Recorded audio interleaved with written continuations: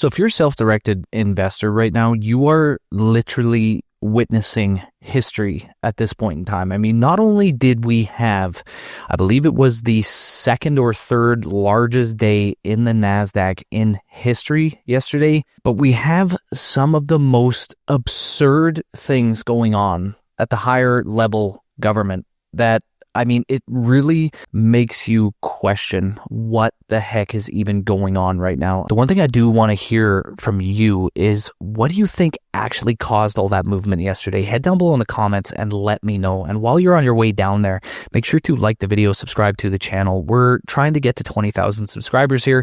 We're very close, and I would really appreciate your help in that regard, especially if you like the content, because you'll get it every single time I plan to publish videos. So we had that big spike in the Nasdaq yesterday. We're giving some of it back today, but we're still, quite a bit ahead of where we were just a few days ago. It was primarily off of Donald Trump pausing the 90-day tariffs. He's putting a pause on reciprocal tariffs, things like that, except for China.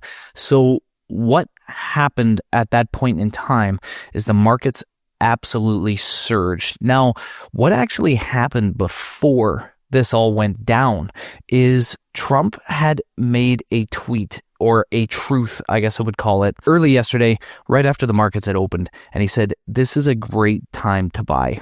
And I had been speaking on this in the, we filmed the Canadian Investor podcast yesterday, which, by the way, I'll leave a link in the description. You can subscribe to that podcast. I do it weekly with Simon Belanger. It's an amazing podcast. You're going to learn a ton. And I'll also leave a report in the description, actually, for 3 of my favorite stocks for 2025. You can grab that when you subscribe to the podcast. But he had mentioned that it was a great time to buy. So this was around, I believe it was 3 or 4 hours before he had made the truth or the announcement that they were pausing tariffs. Now this, I said that this seemed a little weird, because if you know who has the power to effectively move the markets right now, it is Donald Trump. He could issue a pause on tariffs that would have skyrocketed the markets. It did skyrocket the markets. So why is he tweeting this or truthing this in the morning? Obviously nothing will probably ever be guaranteed, but I would be very, very confident that he actually knew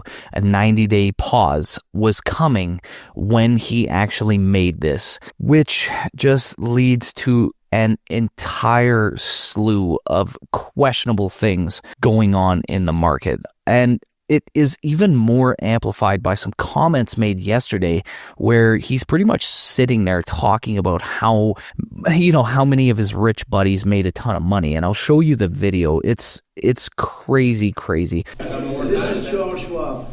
It's not just a company, it's actually an individual. And he made $2.5 billion today, and he made $900 million. That's not bad, because he's in financials. So he's sitting there talking about how much money these, corporate people made, Charles Schwab. And then we go to this article, which effectively says that billionaires, this was one of the best days in history. Actually, it was the best day in history for billionaires.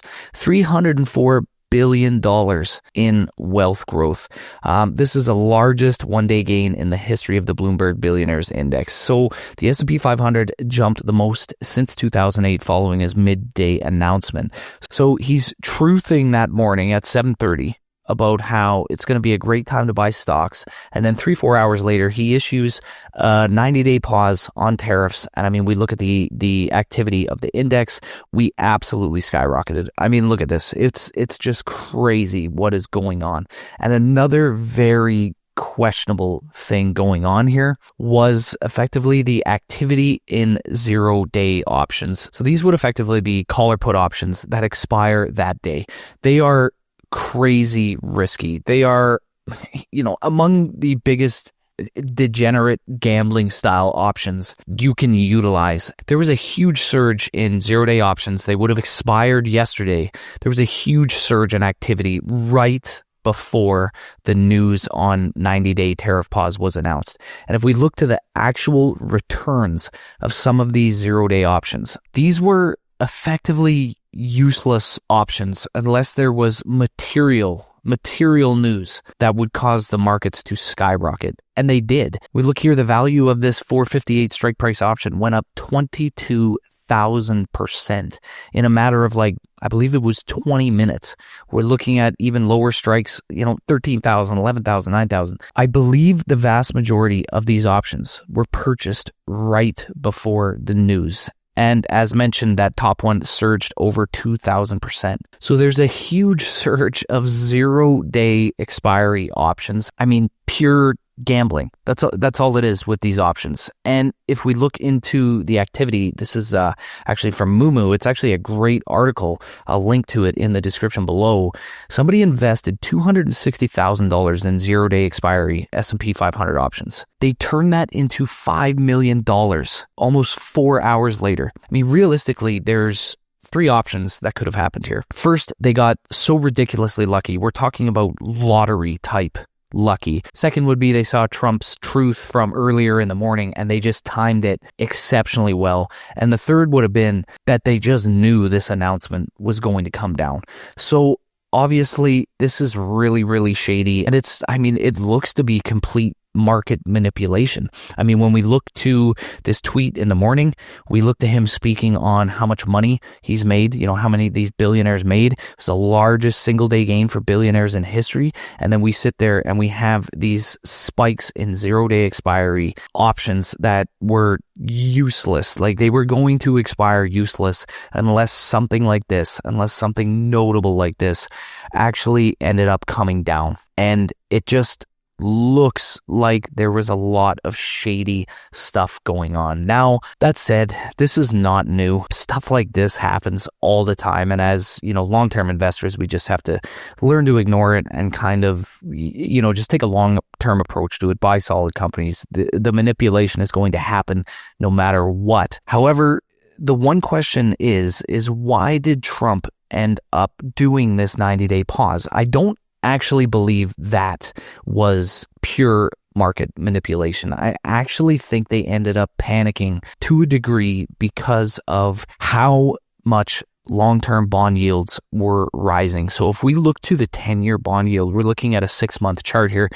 We can see that it started to fall. We're looking at late March. It fell from 4.36% all the way down to 4% or 3.99%. And then at the start of April, it started steadily rising and we're now sitting at 4.33%. So rising bond yields are not good for a lot of what people believe is Trump's true motivation behind these tariffs. And that is to cause a recession to a certain degree, get long-term bond yields down, which could provide some relief to the United States on a debt situation. And then ultimately rates come down, the economy starts to improve, and they're in a much better position.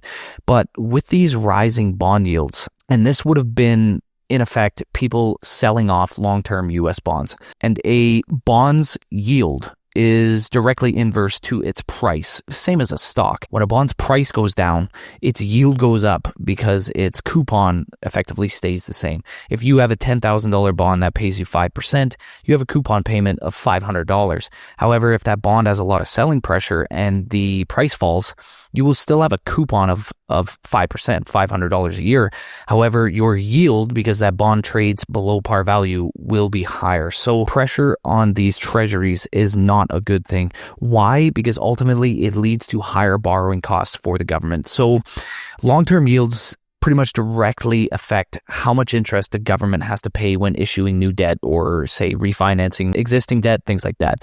Even a 0.5% increase in long-term bond yields can be tens of billions of dollars in annual interest payments on that debt. So this ultimately means that more of the federal budget is eaten up by interest payments. So that effectively leaves less room for them to do things that they want to do. I mean, we're talking infrastructure spending, defense spending, things like that. And it also kind of, puts a lot of pressure on what the party can do because they're obviously, more money being eaten up by interest. These rising bond yields are ultimately not good for consumers because a lot of these banks, if we look to Canada right now, many of the banks will use the Government of Canada 5-year bond to judge what mortgage rates they should offer, things like that. So when these bond yields rise, it ultimately makes mortgages, corporate borrowing, auto loans, things like that, it makes them more expensive because the premium attached to these loans will be more. So as a result, you can get a big slowdown in economic activity because people will not borrow. They'll tighten their wallets a bit more, and ultimately this can kind of drag down on GDP growth and everything like that. So although there is no doubt there's something going on here. I mean, there's too many, warning signs here in terms of there's probably a lot of people that knew about this 90-day pause before it actually happened, but I don't actually believe that this was some sort of engineered situation to make people a lot of money. What I do believe is that these bond yields really scared them, and they ended up putting a 90-day pause on to try to kind of stabilize the situation, because ultimately this much movement in the bond market is not that good. We tend to pay attention to the stock market because, even if we're going to buy bonds, we're probably doing it through an exchange traded fund, but the bond market is a lot larger than the equity market. And when money starts to move like this in this area, ultimately, it's probably going to spook them a little bit. Now, on the flip side, we did get lower U.S. inflation today. It was actually a very good inflation print, which should probably provide some fodder for the Federal Reserve to reduce rates. So they saw prices fall 0.1% from the month before, and this was the first time that prices have actually fallen on a monthly basis since May of 2020. So energy prices were a big impact of that. Obviously, we saw the price of oil has gone down quite a bit. Grocery store, I mean, when we're looking at food, we're still looking at, if we annualize this, it still doesn't look very pretty, but this should, kind of entice the Federal Reserve to lower rates. However, the market is not really responding all that well to this inflation print, and it's very likely due to the fact that people have no idea what's going to happen in 90 days, like if this is going to persist. So we sit on a 4% loss on the index. It's given back about a third of what it gained yesterday. And really, as long-term investors, I mean, we're buying companies, we're holding them for the long term. We have to be able to manage this volatility because it is not going away anytime soon. I saw a lot of victory laps on X yesterday from people who were buying in the midst of the drawdown. Way too early to ever be calling that, at least over the short term. Like, don't get me wrong, I think you benefit from buying equities over the long term at the price levels we're at now, but over the short term, I really wouldn't get too confident on any, one day change. I mean, we're seeing 9% swings in the index on a daily basis.